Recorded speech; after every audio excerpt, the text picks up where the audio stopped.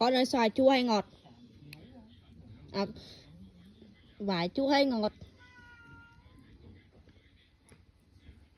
Chua không?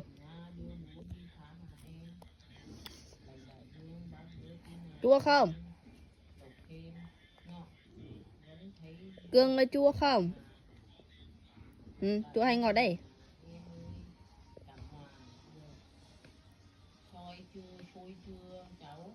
Cắn này, vào trong mồm cắn này.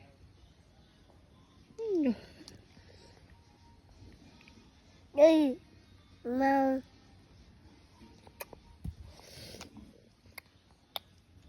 Chua à?